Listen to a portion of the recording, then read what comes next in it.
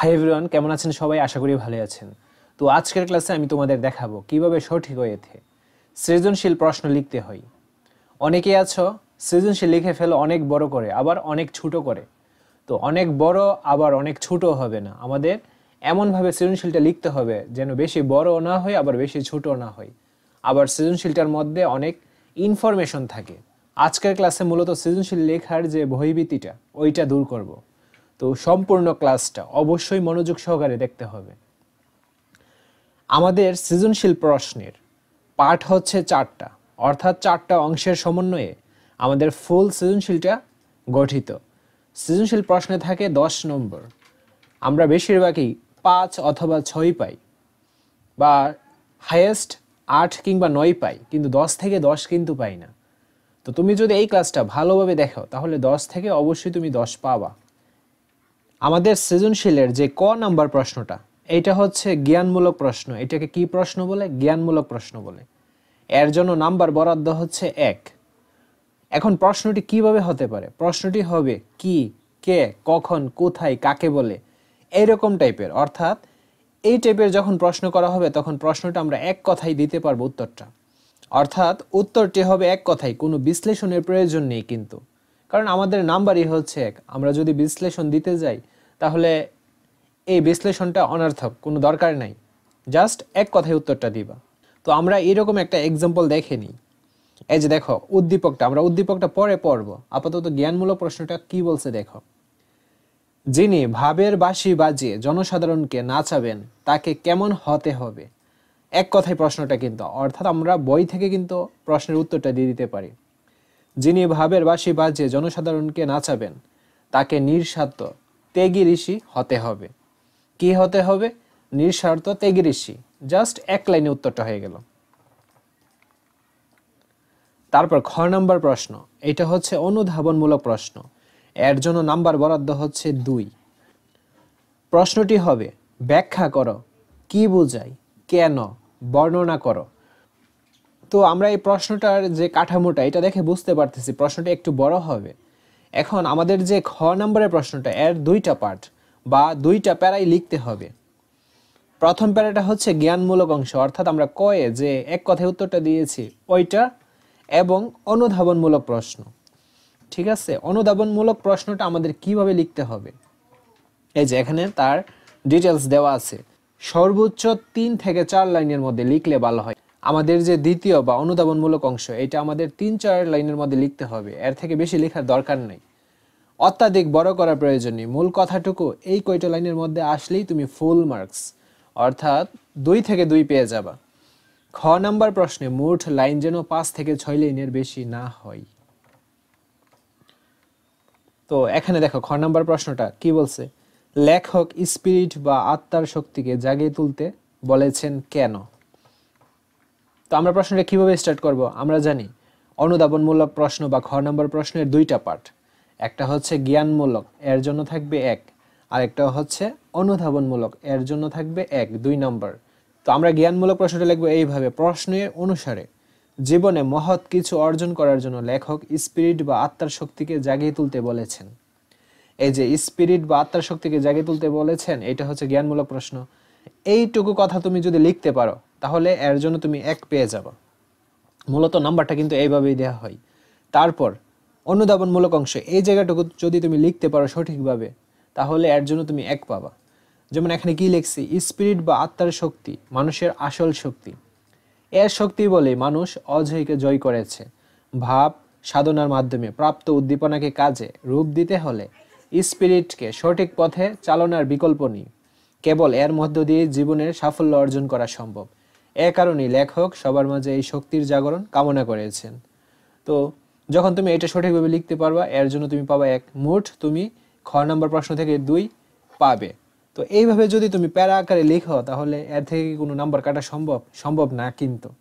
কারণ নাম্বারগুলো part by part আকারে স্যাররা তোমাদের দিই। এই যে তোমার জ্ঞানমূলক প্রশ্নটা এটা হয়েছে, এর জন্য কিন্তু তুমি 0.5 পাবা না, হাফ নাম্বার পাবা না। প্রশ্ন হইলে এর জন্য ফুল 1 মার্কসই তুমি পাবা।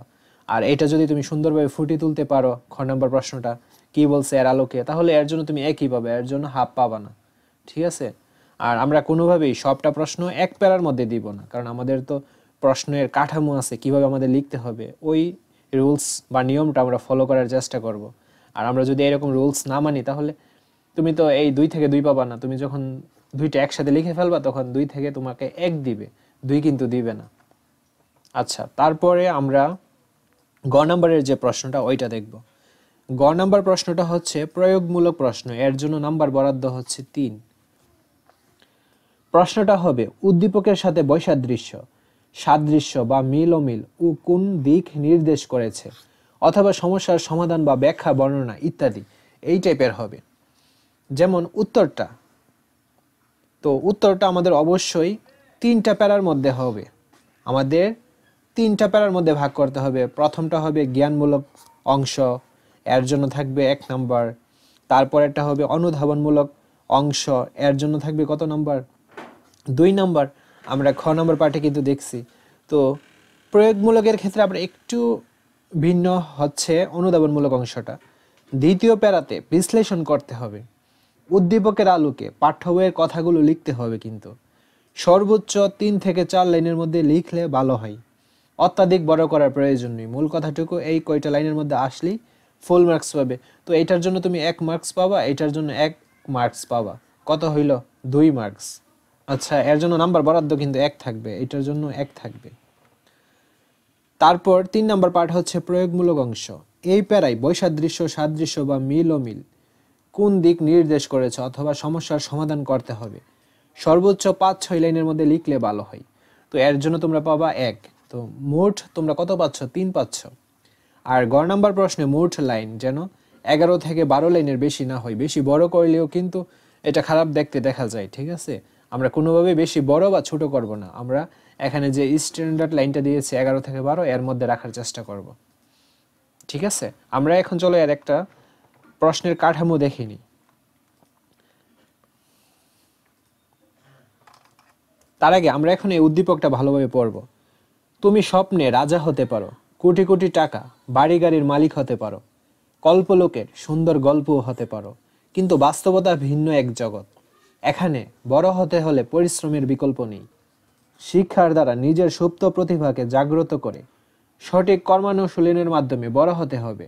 সুতরাং কল্পনার জগতে হাবুডুবু না খেয়ে দেশ ও জাতির কল্যাণে আত্মনিয়োগ করাই মনুষ্যত্বের পরিচয়।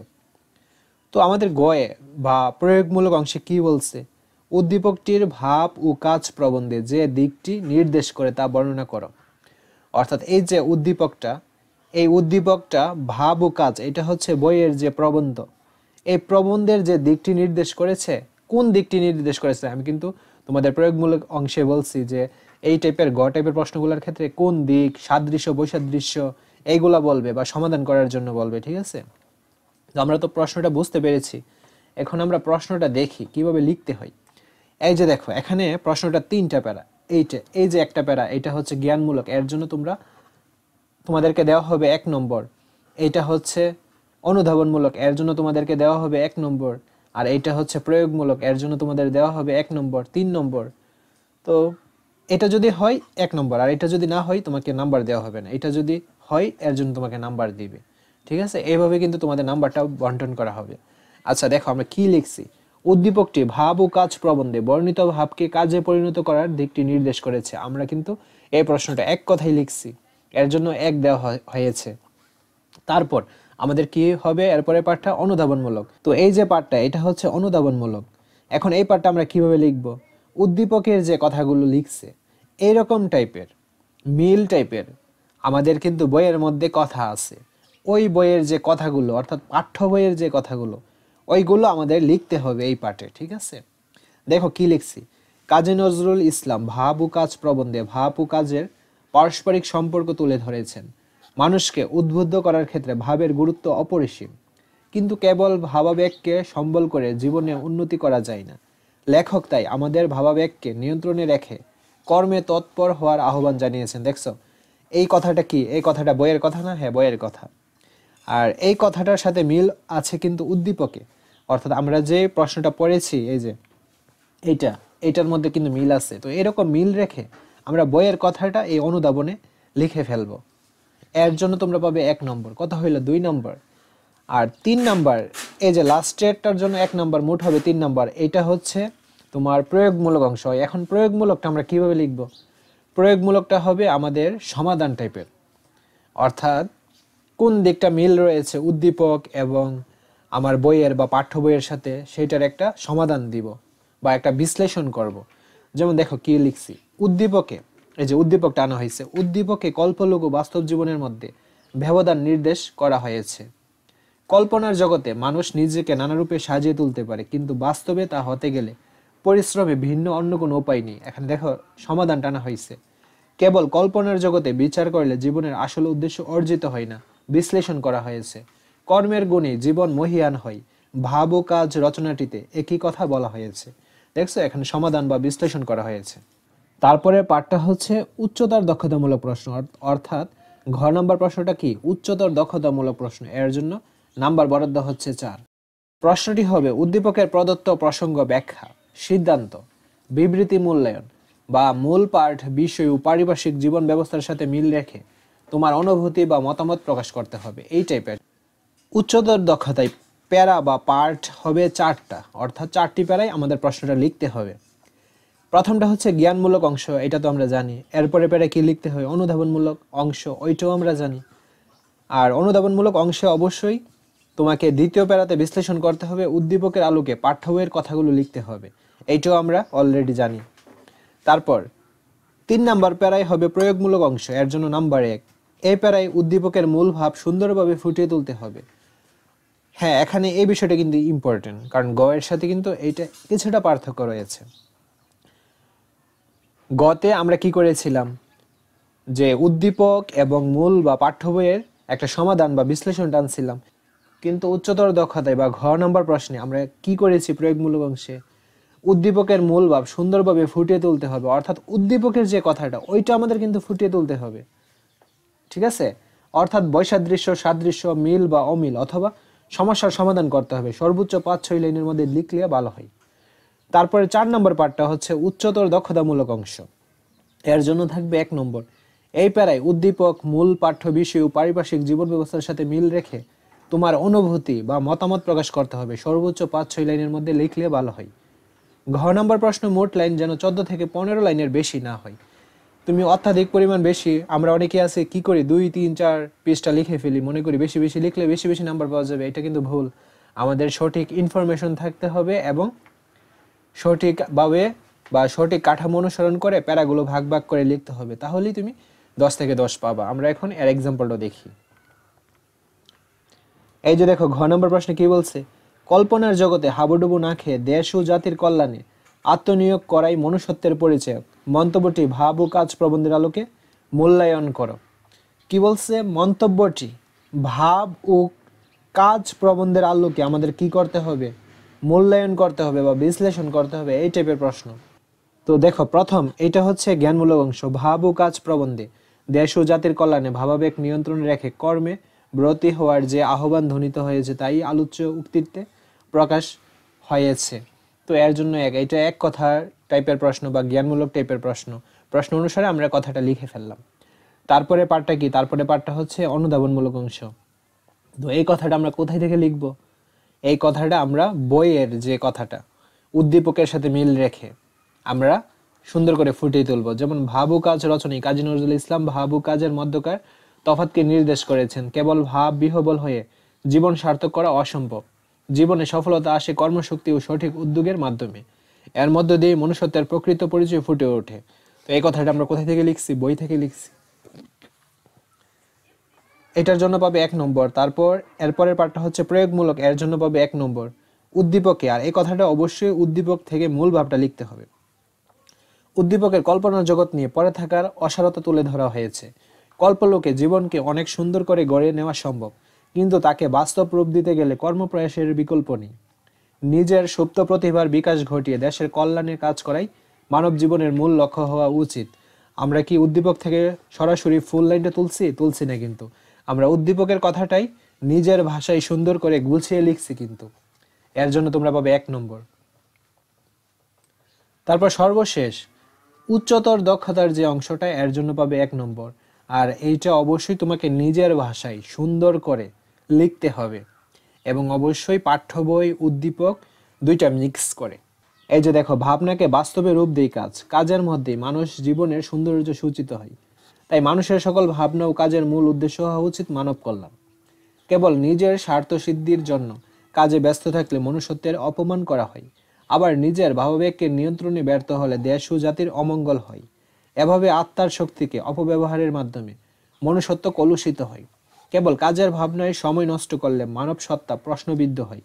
তাই ভাবকে প্রাধান্য না দিয়ে কর্মপ্রয়াসের মাধ্যমে জীবনকে সার্থক করে তুলতে হবে। সেদিক বিবেচনায় প্রশ্নটির মন্তব্য তাৎপর্যপূর্ণ। ঠিক আছে, তো আশা করছি তোমরা বুঝতে পেরেছো কিভাবে প্রশ্নগুলো লিখতে হয়। আর স্যাররা মূলত এরকম পয়েন্ট পয়েন্ট করে কিন্তু নাম্বারগুলো দিবে, এটার জন্য পাবে 1, এটার জন্য পাবে 1, এটার জন্য 1, আর এটা যদি না হয় এর জন্য কোনো নাম্বার পাবা না। এইভাবেই মূলত নাম্বারটা দেওয়া হয়। আর তুমি যদি এরকম প্রশ্নগুলো প্যারা আকারে লিখো তাহলে 10 থেকে 10 তুমি পাবেই পাবে। কারণ এইটা তোমার হয়েছে, এইটা তো তোমাকে কেটে দিতে পারবে না বা কম নাম্বার দিতে পারবে না, হইলে 1 নাম্বার, এটা হইলে 1 নাম্বার। আর তুমি যদি সবটাকে এক প্যারার মধ্যে লিখে ফেলো, এরকম এক প্যারার মধ্যে লিখলে স্যাররা কি করবে, তোমাকে এই প্রশ্নটার জন্য গ নাম্বার প্রশ্নের জন্য তো 3 নাম্বার বরাদ্দ, তো 3 থেকে তোমাকে 1.5 বা 2 দিবে, 3 থেকে কিন্তু 3 পাবা না। এই কারণেই মূলত তোমাদের নাম্বারটা কমে যায়। আর এরকম যদি তোমরা কাঠামো আকারে লিখো তাহলে 10 থেকে তুমি 10 অবশ্যই পাবা। আশা করছি বুঝতে পেরেছো। আজকের ক্লাসটি এই পর্যন্তই। পরবর্তী ক্লাসটি সবার আগে পাওয়ার জন্য অবশ্যই চ্যানেলটি সাবস্ক্রাইব করে অল নোটিফিকেশন অন করে রাখো। ধন্যবাদ।